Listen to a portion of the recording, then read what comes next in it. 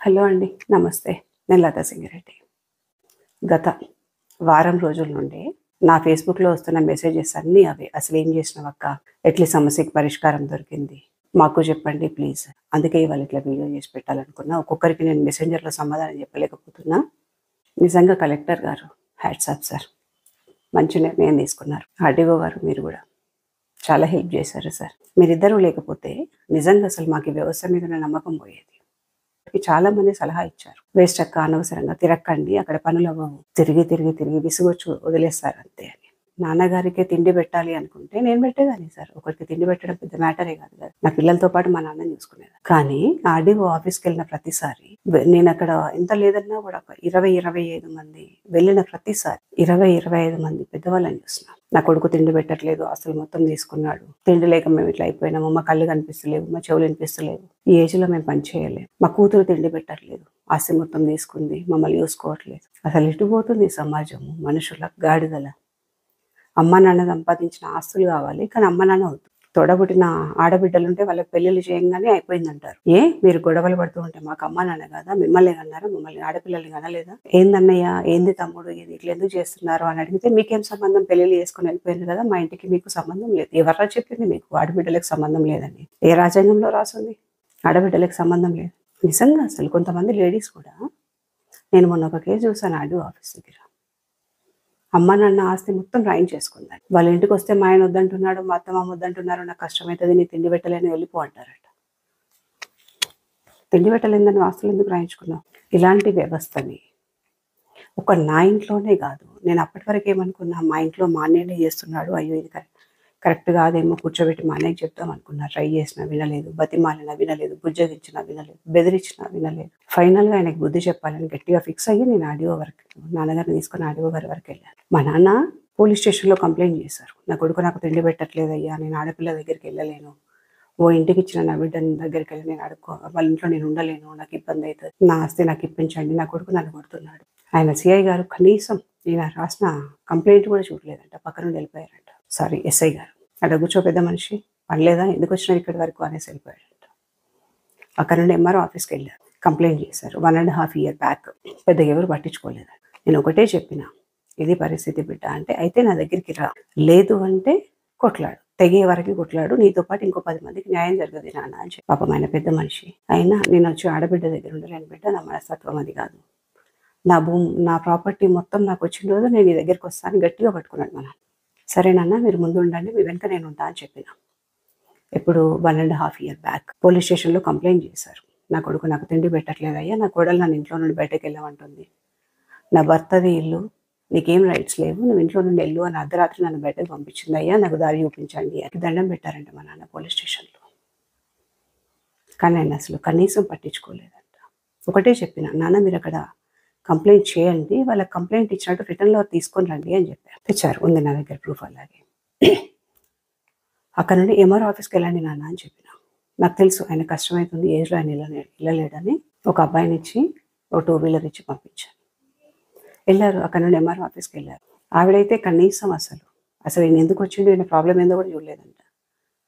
సరే అక్కడ ఇచ్చేసెళ్ళు, నేను చూస్తలే, పిలుస్తలే, ఫోన్ చేస్తా, ఫోన్ నెంబర్ రాసిచ్చిపో అన్నదంట. సరే నాన్న, అక్కడ కూడా ఇచ్చేసి నువ్వు వాళ్ళకు కంప్లైంట్ చేసినట్టు రిటర్న్లో ఒకటి తీసుకురా నాన్న ప్రూఫ్ అని చెప్పాను. తీసుకొని వచ్చారు. అక్కడి నుండి వెంటనే ఇమ్మీడియట్గా నువ్వు ఆర్డీఓ గారి దగ్గరికి వెళ్ళు నాన్న అని చెప్పాను. ఎక్కడ రెస్పాన్స్ దొరికితే అక్కడ ఆగు, అప్పటి వరకు ఆగొద్దు అని చెప్పిన. వెళ్ళారు. సేమ్ లెటర్ ఇంకో కాపీ తీసుకొని కలెక్టర్ గారు ప్లేస్లో ఆర్డీఓ గారు రాసి అక్కడ ఒకటి ఇచ్చారు. పర్వాలేదు ఆర్డీఓ గారు, నేను చేస్తా పెద్ద మనిషి, మీరు వెయిట్ చేయండి, ఒక వారం ఆగండి, మా దగ్గర ఇలాంటి కేసులు చాలా ఉంటాయి కదా, పిలుస్తాను అని చెప్పారంట. 1 week అయిపోయింది, 1 month అయిపోయింది, 2 months అయిపోయింది. అప్పుడు ఒకసారి ఆర్డీఓ ఆఫీస్ నుండి కాల్. ముందు నాకే చేశారు. అమ్మ, మీ నాన్నగారేనా, ఇలాగా మీ అన్నయ్య మీద కంప్లైంట్ చేశారు, మీరు కూడా మీ నాన్నతో వస్తే బాగుంటుంది అని. నేను హ్యాపీ, పర్వాలేదు సార్, నేను వస్తాను అని చెప్పిన. సేమ్ మా అన్నయ్య కూడా కాల్ చేశారంట రమ్మని. వచ్చాం సాటర్డే రోజు. ఆయన చూసిండ్రు. కనీసం మార్నింగ్ ఎప్పుడు అంటే మేము 11 o'clockకి వెళ్ళాము, 11 o'clockకి రమ్మంటే నేను 10:30కి వెళ్ళాను నాన్నని తీసుకో. నేను చెన్నైలో ఉన్నాను. చెన్నై నుండి హైదరాబాద్ వచ్చి, హైదరాబాద్ నుండి కరీంనగర్ వెళ్ళి, అక్కడ నుండి పెద్దపల్లి నుండి మా నాన్నగారి దగ్గర వెళ్ళి నాన్నని తీసుకొని మళ్ళీ ఆర్డీఓ గారి దగ్గరికి వచ్చాను. 10:30కి 10:45 మధ్యలో నేను ఆర్డీఓ ఆఫీస్లో ఉన్నాను. వాళ్ళ ఆఫీసర్లు కదా, మేము ఈ టైంలో ఉండాలి కదా, మాలాంటి చాలా మంది ఉంటారు కదా, పాపం ఇబ్బంది ఎందుకని వెళ్ళాను. 11 o'clockకి వెళ్తే 4:35 వరకు కూర్చున్నాం అక్కడే. ఫైనల్‌గా ఆర్డీఓ గారికి ఏదో ఎమర్జెన్సీ కాల్ వచ్చిందంట. సారీ అండి, నెక్స్ట్ సాటర్డే మేము ఫోన్ చేస్తాము, మేము ఫోన్ చేశాక రండి. నేను చెన్నై నుండి వెళ్ళాను. మా నాన్నకి ఇక్కడ న్యాయం జరిగిద్దో వీళ్ళకి రా. సరేనన్న, వారు లేరంట ఆఫీసరు. ఆయన షెడ్యూల్ ఆయనకు ఉంటుంది కదా, మన సమస్య కానీ ఇది వాళ్ళ సమస్య కాదు కదా. సరేనన్న వెళ్దాం పదా, నాన్నని తీసుకుని వెళ్ళాం. ఆయనకి సాటిస్ఫాక్షన్ లేదు. ఇంటికి వెళ్ళిన తర్వాత మళ్ళీ ఫోన్, మళ్ళీ ఇప్పుడే 2 నెలలకు ఫోన్ చేసిండు. బిడ్డ మళ్ళీ ఎప్పుడు ఫోన్ చేస్తారు, నాకు తొందర పరిష్కారం కావాలంటాడు. అరే తొందర పరిష్కారం ఎక్కడి నుండి వస్తుంది నాన్న? సరే నువ్వు నాతో పాటు వచ్చేయి, నేను చూసుకుంటాను, నీకు ఎందుకే ఇవన్నీ అని అడిగిన. లేదు నేను రానన్నాడు. సరే నాన్న ఒక పని చేయండి, సోమవారం రోజు నేను ఒక బాబునిచ్చి పంపిస్తాను, మీరు వెళ్ళి కలెక్టర్ గారి దగ్గర కూడా కంప్లైంట్ పెట్టండి అని చెప్పాను. వెళ్ళిండ్రు పాపం చెప్పంగానే. వెళ్ళి మండే రోజు అదేదో ప్రజావాణి ఉంటుంది కదా, ఆ ప్రజావాణి టైంకి వెళ్ళి అక్కడ కూడా కంప్లైంట్ పెట్టారు. సారీ ప్రజావాణి అయినా నాకు ఐడియా లేదు పెద్దగా, నాకు తెలుసు. వెళ్ళి అక్కడ ఒక కంప్లైంట్ పెట్టిన ఖచ్చితంగా మీరు వాళ్ళ కంప్లైంట్ చేసినట్టు ఒక ప్రూఫ్ తెచ్చుకోండి, లేదంటే మర్చి లోపల పడేస్తున్నారు. అందరు మా కలెక్టర్ లాగా మా ఆర్డీఓ గారు లాగా ఉండరు. అప్పుడు ఒక లేడీ ఉండే పాపం, పెద్దపల్లి కలెక్టర్ గారు. ఆవిడ పర్వాలేదు ఆవిడకే ఇచ్చారంట పాపం. లోపలికి వెళ్ళి కూర్చోబెట్టి, లేదు నేను చూస్తాను బాబు మీరు వెళ్ళండి అని చెప్పి పంపించిందంట. 1 మంత్కేమో ఆవిడ ట్రాన్స్ఫర్ అయ్యారు. ఆ నెక్స్ట్ వీక్ అయిపోయింది, మళ్ళీ వీక్ అయిపోయింది. ఒక 3 మంత్స్ దగ్గర ఒక 3 మంత్స్ వెయిట్ చేస్తాం.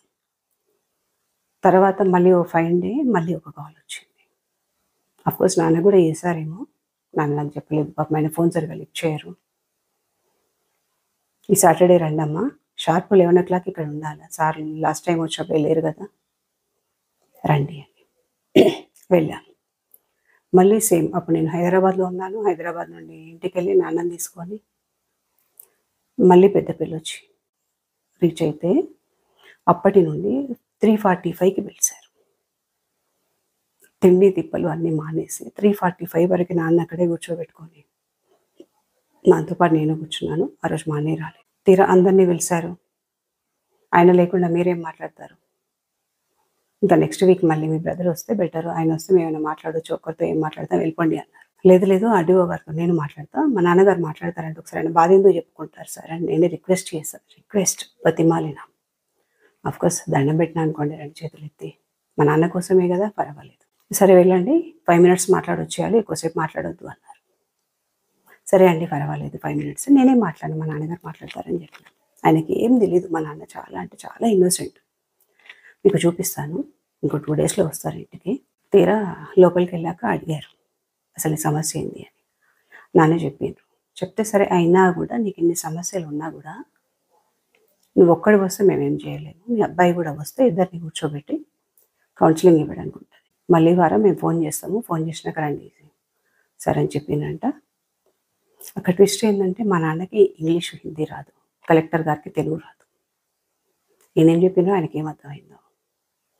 మధ్యలో ఉన్న వ్యక్తి ఏదో ఆయనకి చెప్తా ఉన్నారు, నన్ను లోపలికి రావద్దన్నారు.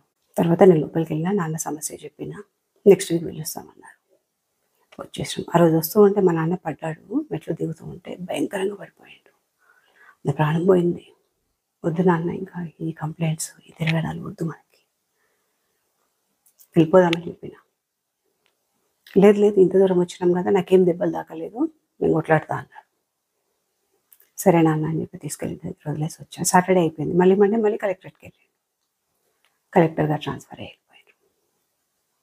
ఎలక్షన్ ముందు అనుకుంటా, ఎమ్మెల్యే ఎలక్షన్ ముందు. అప్పుడు అసెంబ్లీ ఎలక్షన్స్ హడావిడిలో ఉండే అందరూ. ఆవిడ ట్రాన్స్ఫర్ అయిపోయారు. అండ్ ఎవరో ముస్లిం కలెక్టర్ కొత్త ఆయన వచ్చారు. ఆయన క్యాబిన్లో కూడా వెళ్ళని లేదంట, బయట ఒక కంప్లైంట్ రాసి ఇచ్చి వచ్చారు. మళ్ళీ సెకండ్ కంప్లైంట్ నెక్స్ట్ సాటర్డే కాక మళ్ళీ సాటర్డే, ఒక 15 days గ్యాప్ తర్వాత మళ్ళీ ఆర్డీఓ ఆఫీస్ నుండి కావాలి. నాన్న మళ్ళీ వెళ్ళారు, నేను వచ్చాను. అప్పుడు నేను ఇక్కడే కరీంనగర్ హైదరాబాద్లోనే ఉన్నాను. ఇంటికి వెళ్ళి నాన్నని తీసుకొని వచ్చిన. ఆ రోజు కూడా 11 o'clock వచ్చాము. 4:30కి ఏమో అప్పుడు మా అన్నయ్య వచ్చిండు. అప్పటి వరకు కూర్చోమన్నారు. ఆయన రాంది ఏం చేయలేరంట. అసలు వెళ్ళిన ప్రతిసారి మార్నింగ్ వెళ్తే ఆ టైం మనకి ఎప్పుడు పిలుస్తారో తెలియదు కదా, తిండి తిప్పలు అన్నీ మానేసి అక్కడ కూర్చోవాలి బిచ్చగాళ్ళలాగా. పర్వాలేదు, దానికి నేను ఎవరిని ఏ ఆఫీసర్ని తప్పు పట్టట్లేదు, కానీ పెద్ద మనుషులు కదా, నేను కళ్ళతో చూశాను, కొంచెం చూడండి అని చెప్తున్నాను. పిలిచారు, లోపలికి వెళ్ళినాం. వెళ్ళేటప్పటికి ఆర్డీఓ గారు ట్రాన్స్ఫర్, కొత్త ఆర్డీఓ గారు వచ్చారు. సో ఆయనకి ఏమీ తెలియదు, సమస్యను మళ్ళీ మొదటి నుండి మళ్ళీ చెప్పాలి. నాన్న చెప్పిండ్రు విన్నారు, నేను చెప్పిన విన్నారు, అన్నయ్యతో మాట్లాడిండ్రు, ఆయన చెప్పేది విన్నారు. మీరందరూ వెళ్ళండి, 1 వీక్లో మళ్ళీ పిలుస్తామని చెప్పారు. వచ్చేసినాం. 4 మంత్స్ వరకు మళ్ళీ కాల్ రాల. 4 మంత్స్ తర్వాత ఆయన ట్రాన్స్ఫర్ అయ్యారంట. మా తలరాతేమో, మా నాన్నగారి తలరాతేమో. 4 మంత్స్ తర్వాత ఓ ఫైన్ డే మళ్ళీ ఆర్డీఓ ఆఫీస్ నుండే కాల్. వెళ్ళాం. నాన్నని తీసుకొని మళ్ళీ వెళ్ళినా. మళ్ళీ హైదరాబాద్ నుండి 4 అవర్స్ జర్నీ. వెళ్ళి ఇంటికి వెళ్ళి నాన్నని తీసుకొని, ఇంట్లో అమ్మ లేదు కదా, వండి పెట్టే దిక్కు ఉండదు ఇంట్లో. నాన్నని తీసుకొని వచ్చి మళ్ళీ ఆర్డీఓ ఆఫీస్కి వచ్చి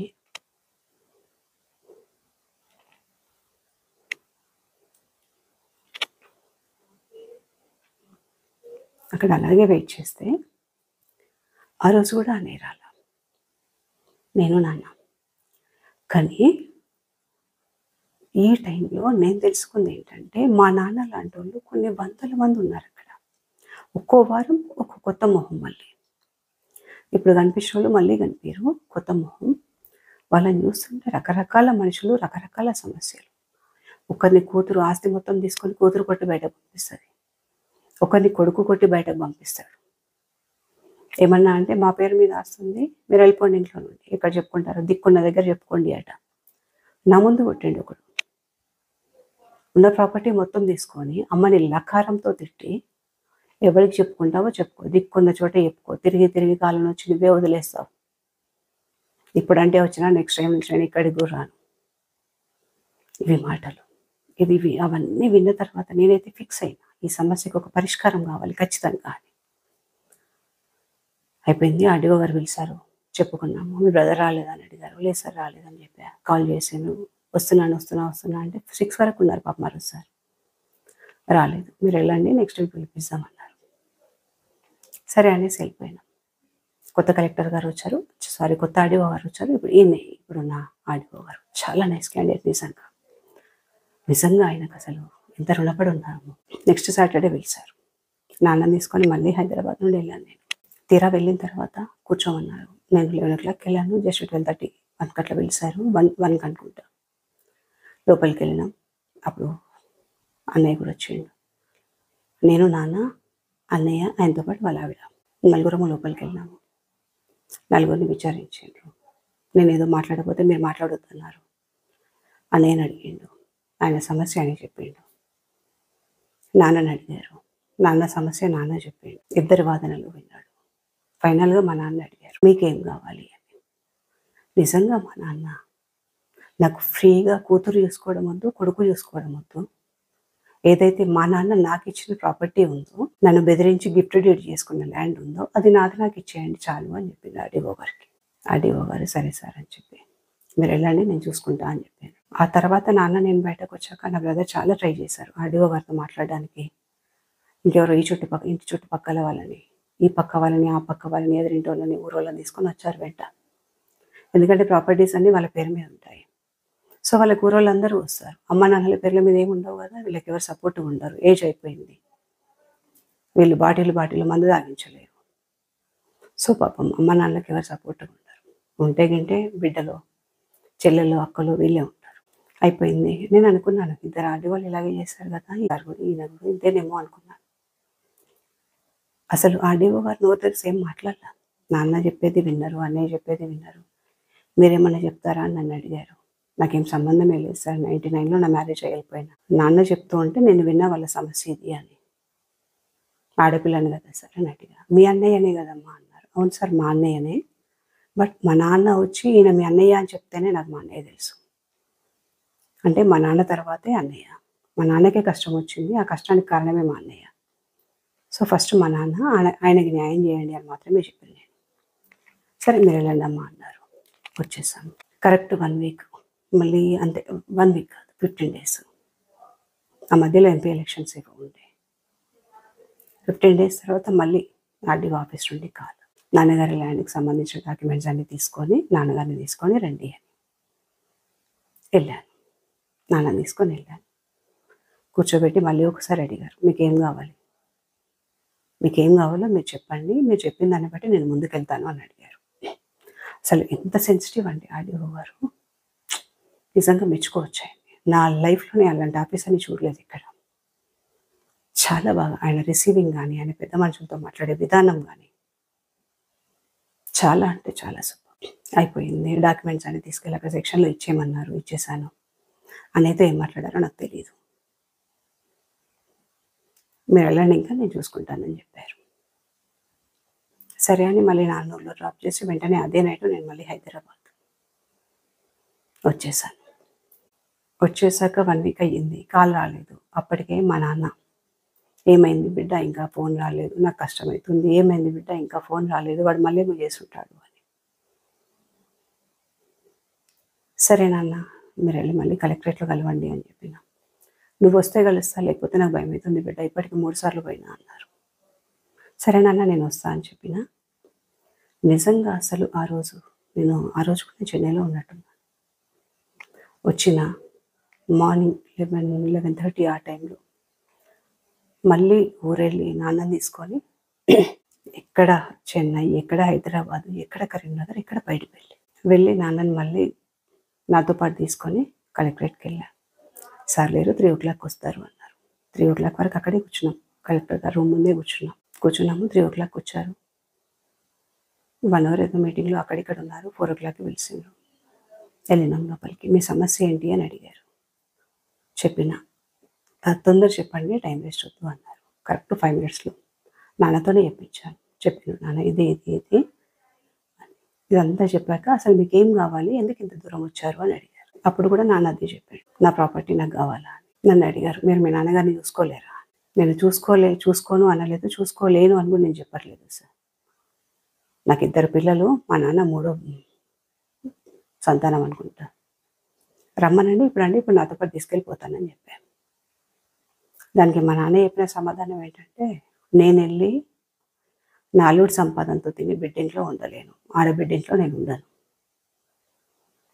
అదే నాకంటూ కొంచెం ఇన్కమ్ ఉంటే నా ఇన్కమ్‌తో నేనెళ్ళి నా ఖర్చు మందం నేను నా బిడ్డకిచ్చి నా బిడ్డింట్లో తింటూ ఉండగలుగుతా. ఊరికే తింటూ నేను ఆడబిడ్డింట్లో ఉండను సార్. నాకు పాపం తగులుద్ది అని చెప్పాడు. నాకైతే బాధేసింది. అదే నేను కొడుకైతే నా ఇంట్లో వచ్చి ఉండకపోతుండేనా మా నాన్న అని.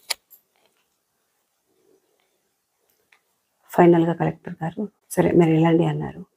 అన్నయ్య ఫోన్ నెంబర్ అది ఇచ్చేసి వచ్చేసినాం. ఇంకా 3 డేస్‌లోనో 4 డేస్‌లోనో ఇమ్మీడియట్‌గా మళ్ళీ అన్నయ్య కాల్ చేశారు. మమ్మల్ని రమ్మన్నారు. వెళ్ళినాం. ఇద్దరు మాట్లాడేది విన్నారు. విని మీరిద్దరు బయటకెళ్ళండి అని మా అన్నయ్య నన్ను పంపించేశారు. నాన్నని కూర్చోబెట్టి నీ సమస్య ఏంటి అని అడిగి క్రితం ఇమ్మీడియట్‌గా రిట్రేటెడ్ క్యాన్సర్ సైన్ చేసేశారు. ఈ 3-4 డేస్‌లో ఆయన కంప్లీట్‌గా ఎంక్వైరీ చేయించారు. అంట నాకు అక్కడ ఉన్న వాళ్ళు చెప్తున్నారు కంప్లీట్‌గా కనుక్కున్నారని. ఎవరిని అడిగినా చెప్తారు. మనిషి అవతారం చూస్తే తెలుస్తుంది. బిడ్డలు కొడుకులేమో పట్టు చీరలు కట్టుకొని ఖతర్నాక్ ఖద్దరు చొక్కాలేసుకొని బాటా చెప్పులు, రీబాక్ షూస్, ఫార్చునర్ కార్లు, హైఫై వాచీలు, చేతులకు బ్రేస్లెట్లు, మెడల్లో కాస్ట్లీ చైన్లు, ప్లాటినం కోటెడ్ చైన్లు ఇవి వేసుకొని తిరుగుతారు. ఎక్కడి అవన్నీ అమ్మ నాన్న సంపాదించినాయి. తల్లిదండ్రులను చూస్తేనేమో చినిగిపోయిన బట్టలు, అరిగిపోయిన చెప్పులు, బిచ్చగాళ్ళలాగా. దీనికోసమా 9 నెలలు కడుపులో మోసి కని పెంచి ఎప్పుడన్నా మనకు పాలిచ్చేటప్పుడు చాలీగా నీకు పాలియ్య అన్నారా? అనలేదు కదా. మాకు విసుగొచ్చింది నిన్ను పెంచలేము అన్నారా? అనలేదు కదా. మా దగ్గర లేవు నేను చదివిపియమన్నారా? అనలేదు కదా. వాళ్ళు కడుపు మార్చుకోనైనా వాళ్ళకొచ్చే పంట సరిపోకపోతే అప్పో సప్పో చేసైనా మనం అనుకున్న స్కూళ్ళల్లో అనుకున్న కాలేజీల్లో చదివించిండ్రు కదా. మీకెందుకు ఆ బుద్ధి లేదు? ఆడపిల్లలు ఎంతసేపు ఆడబిడ్డల మీద పడి ఏడుస్తారు. ఏంది అసలు? ఎక్కడన్నా రాసుందా ఆడబిడ్డలు ఇళ్లలోకి రావద్దు, ఆడబిడ్డలు అడగొద్దు అని? డే 1 మా అన్నయ్య కూడా అదే మాట మాట్లాడాడు. 99లో నీ పెళ్ళయింది, నీకేం సంబంధం ఇంటితో? మా నాన్న, మా అమ్మ, నేను, నా పిల్లం. మేము కొట్టుకుంటాం, తన్నుకుంటాం, చేస్తాం. నువ్వెవరు ఇన్వాల్వ్ అవ్వడానికి? వెళ్ళిపోయి ఇక్కడ నుండి, మా ఇంట్లో నీకేం హక్కు అని ఇట్లా మెడ మీద చెయ్యేసి నెట్టేసిండు బయటకి. మా ఇంట్లోని ఇన్వాల్వ్మెంట్ ఏంది అసలు? చాలా అనాలనుకున్నా. ఆ రోజు కూడా నేను నోరు విప్పి చాలా మాట్లాడాలనుకున్నా.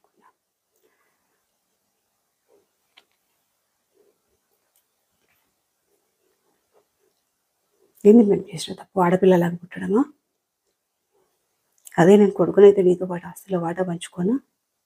మా అమ్మ నాన్నని అడిగి మా అమ్మ నాన్న ఇట్లా మాట్లాడుతుంటే అడిగే హక్కు నాకు ఉండకపోనా?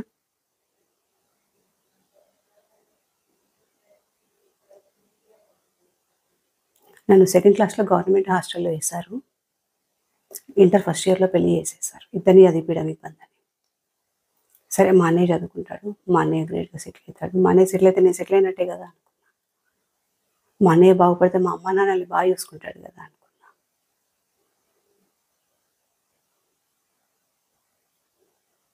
ఇది కొడుకు కొడుకు కొడుకు కొడుకు వారసుడు వారసుడు వారసుడు అంటే ఈ వారసుడే గుడ్డు మీద అంటున్నాడు.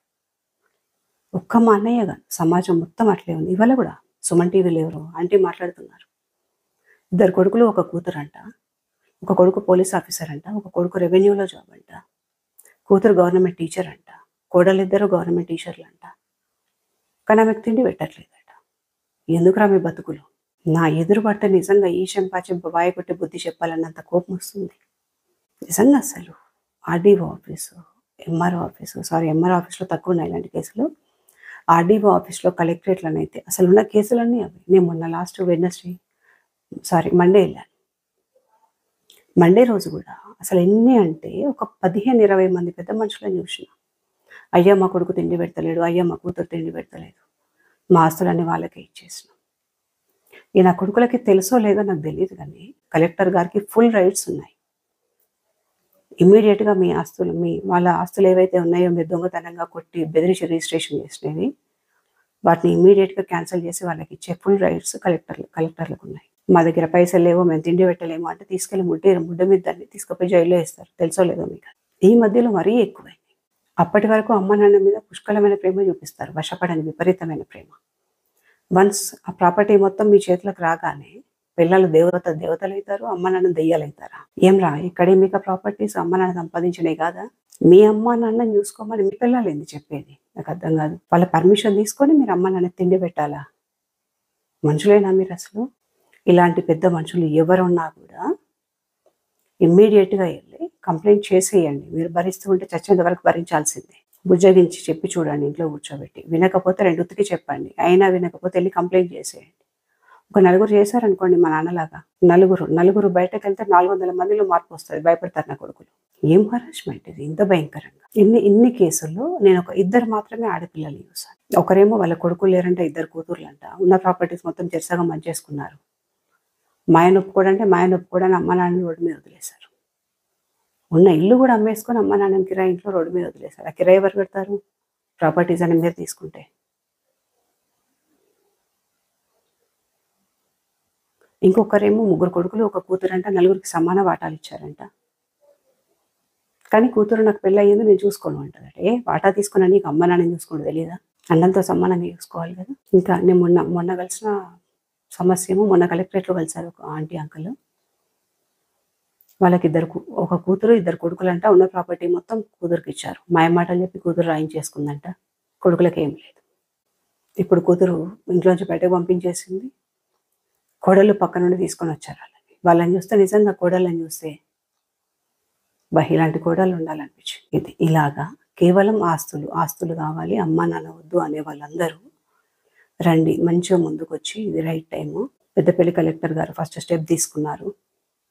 ఇది ఇలాగే కంటిన్యూ అయ్యేది నాకు తెలిసి. అందరూ ఇప్పటికే చాలా వరకు వాట్సాప్లలో, ఫేస్బుక్లలో, ఎక్కడ చూసినా కూడా అన్ని గ్రూప్లలో ఇదే మా నాన్న గిఫ్ట్ డీడ్ ఏదైతే క్యాన్సిల్ అయ్యిందో అది కలెక్టర్ గారు ఇచ్చిన స్టేట్మెంట్ మొత్తం పాకుతోంది 2 తెలుగు రాష్ట్రాలు.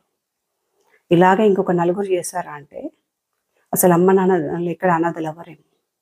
కొడుకులు కోడళ్ళందరూ భయపడతారేమో.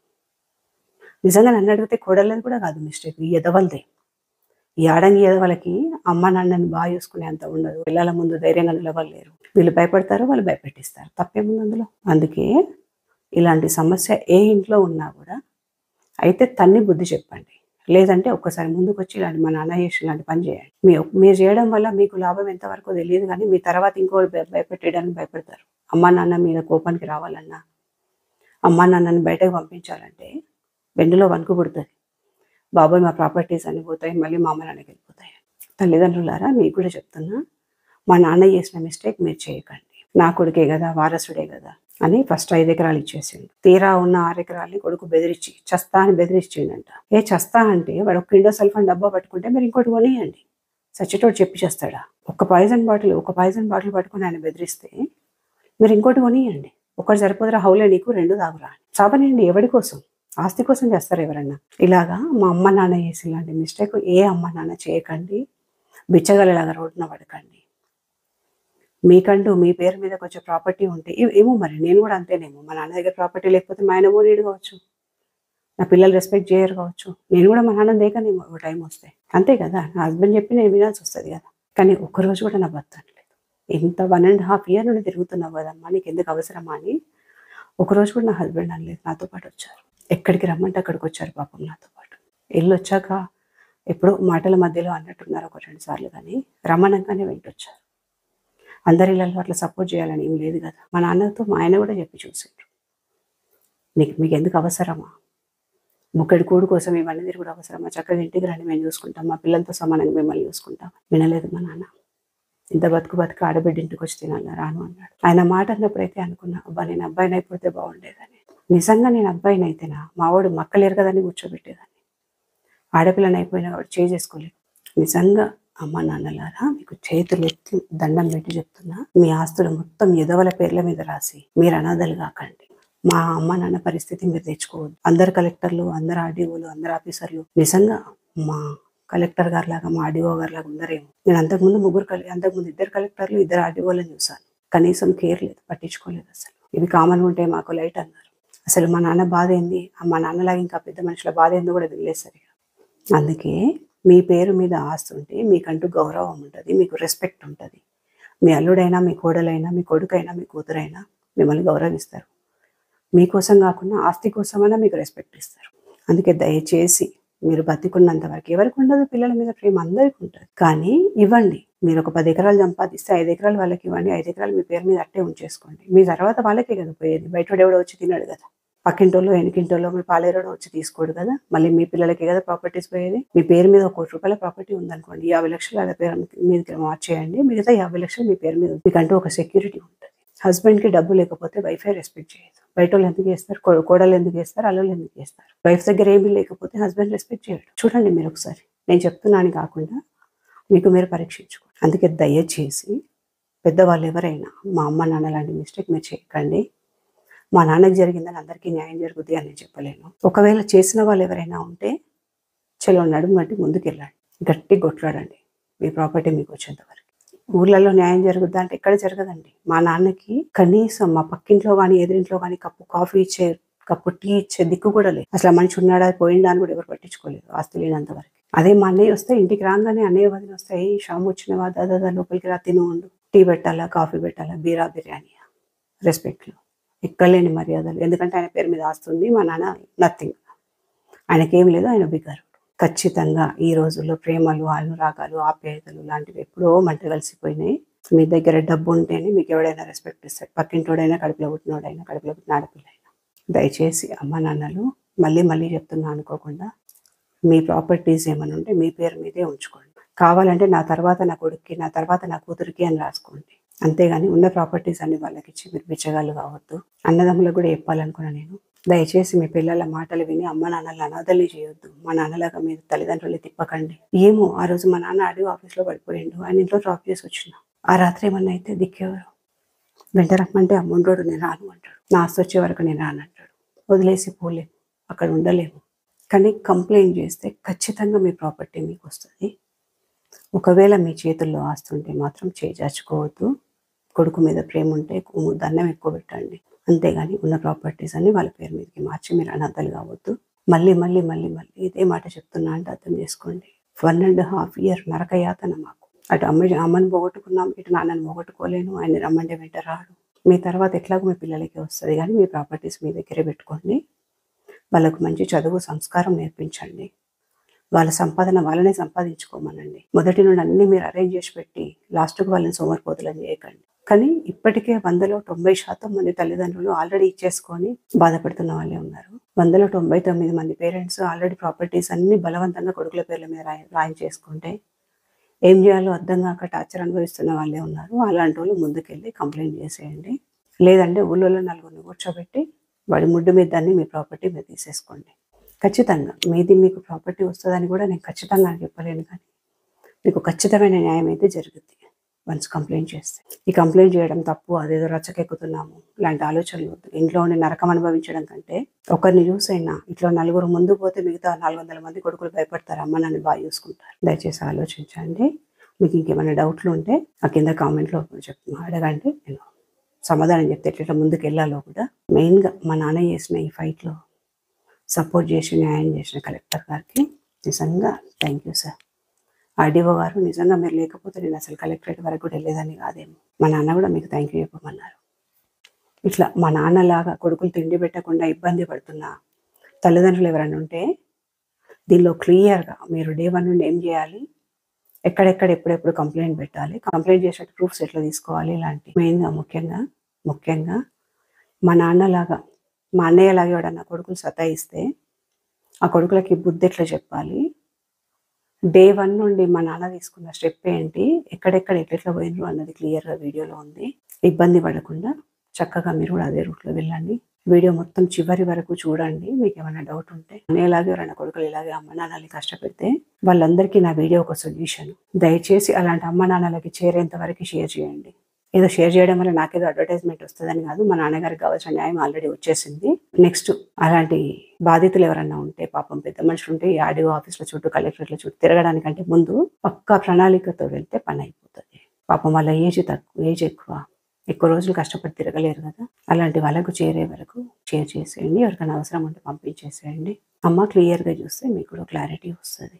రోజు నరకం అనుభవిస్తూ కొడుకు కొట్టి కోడలు కొట్టి 4 గోళ్ల మధ్య ఏడుస్తూ ఈ కోడలు లకారంతో తిట్టడాలి మధ్య బాగా నేర్చుకున్నారు. ఇంట్లో వీలైతే ఇంట్లో ఉన్న చీపురు తిరిగేయండి, దారిలోకి వస్తారు కోడలు. సారీ, నేనేదో గొడవలు పెడుతున్నాను కాదు, కానీ ఆస్తి మొత్తం వాళ్ళ పేరు మీదకి రాగానే కొడుకులు హీరోలు అయిపోతారు, కోడలు అయితే మొత్తం రాక్షసులు అయిపోతున్నారు. ప్రాపర్టీ పేరు మారంగానే కథం వాళ్ళ క్యారెక్టర్ కూడా మారిపోతుంది ఆటోమేటిక్గా. ఎక్కడ లేని రాజ్యసం వస్తుంది, కాళ్ళ మీద కాలేసుకొని కూర్చొని అత్తమామలు బిచ్చగాళ్ళు అయిపోతున్నారు. అట్లా బాధపడుతున్న పెద్దవాళ్ళకి ఈ వీడియోని షేర్ చేయండి. చూసుకొని కనీసం వాళ్ళు కూడా మా నాన్న దారిలో వెళ్తారు. మా నాన్న కంటే వెనక నేను తీసుకెళ్ళాను ఎక్కడికంటే అక్కడికి. పాపం ఆఫీసర్లు కూడా చాలా బాగా సపోర్ట్ చేశారు. అందరికీ అట్లా ఉండాలని గ్యారంటీ లేదు కదా. కనీసం వీడియో చూసైనా నెక్స్ట్ ఏం చేయాలి, ఎక్కడికి వెళ్ళాలి, ఎట్లా కంప్లైంట్ చేయాలి అని వాళ్ళకి ఒక ఐడియా వస్తుంది. దయచేసి అవసరం ఉన్న వాళ్ళకి వీడియోని షేర్ చేయండి. ఇంకొంచెం ఇట్లా కాదు ఇంకోలాగా చేస్తే బాగుండేది, ఇంకా తొందర సొల్యూషన్ దొరికేది అని ఏమైనా ఆప్షన్స్ ఉంటే అది కూడా చెప్పండి కామెంట్లో. ఇంకెవరికైనా ఉపయోగపడుద్దేమో. కానీ మా నాన్నలాగా ఇంకెవరైతే ఇబ్బంది పడకండి, మా అన్నయ్యలాగా ఎవరు రెచ్చిపోకండి. ప్రాపర్టీ వచ్చింది కదా అని సచ్చూరుకుంటారు. కొంతమంది అన్నలకి నేను మాట్లాడింది నచ్చలేదు అనుకుంటా, కానీ తప్పదు. సమాజంలో ఇట్లా కేవలం మా నాన్న కోసమే అనుకుంటే నేను చక్కగా మా నాన్న ఇంటికి తీసుకొచ్చుకొని బతిమాలో బుజ్జగించో తిండి పెట్టి చూసుకునేదాన్ని.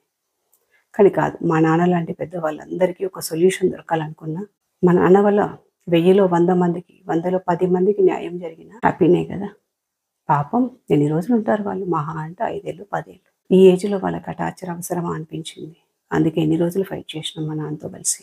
దయచేసి ఎవరైనా వీడియో చూస్తున్న అన్నదమ్ములు ఉంటే అమ్మ నాన్న ఇబ్బంది పెట్టకండి. అక్క చెల్లెలు మీరు కూడా ఆస్తి మొత్తం తీసుకొని మా ఆయన వద్దన్నాడు, మా అత్తమ్మ వద్దన్నారు, నువ్వు కొడుకుల దగ్గర ఉండు, నా దగ్గరికి అవసరం లేదు లాంటి మాటలు మాట్లాడకండి. నేను ఎలాగో మా అమ్మ చనిపోయేంత వరకు 8 ఇయర్స్ దగ్గర నేను మా అమ్మ మొహం కూడా చూడలేదు, వెళ్ళలేదు. ఎప్పుడో ఒక రోజు అట్లా వెళ్ళి ఇట్లా వచ్చేదాన్ని. పండగ రోజు బతుకమ్మ పండగ రోజు వెళ్తే కూడా మా అన్నయ్య ఇంట్లో నీకేముంది అని తిట్టి పంపించాడు. వాడికి ఒకటే వస్తుంది, కొట్టడం అంటే మీద పడి కొట్టడం, మెడ మీద చేసి బయటకు పంపించేస్తాడు. నీకు ఇంట్లో ఏం హక్కు ఉంది, వెళ్ళిపో, పెళ్ళయింది కదా వెళ్ళిపోవాలి. అట్లా ఏ అన్నదమ్ములు చేయకండి. మాకెవరున్నారు మీరు కాకపోతే, మీ మీద ఫైట్ చేయాలని మాకేమైనా సరదానా? అమ్మ నాన్న తర్వాత ప్రాపర్టీ ఎవరికి? మీకే కదా.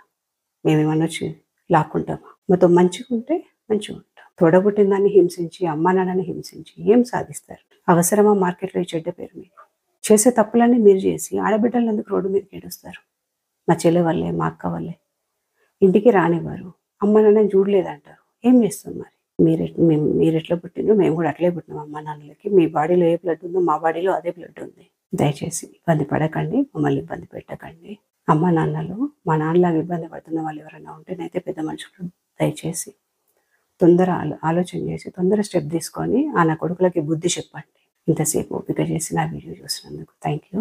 అని ప్లీజ్ అవసరం ఉన్న వాళ్ళకి ఇమ్మీడియట్గా పంపించేయండి. 100లో 90 మంది పేరెంట్స్ ఇదే బాధలో ఉన్నారు. వాళ్ళకు మనం ఒక దారి చూపిస్తాం. వీలైతే అందరూ మా కలెక్టర్ కోవే శ్రీహర్ష గారికి థ్యాంక్ యూ చెప్పండి.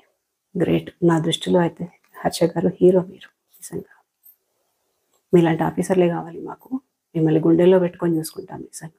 థ్యాంక్ యూ అండి. Thank you very much. చాలా ఓపిక చేసుకొని ఇంతసేపు విన్నారు. అలాగే కొంచెం మైండ్కి ఎక్కించుకోండి ప్లీజ్. అమ్మ నాన్నల్ని బాగా చూసుకోండి.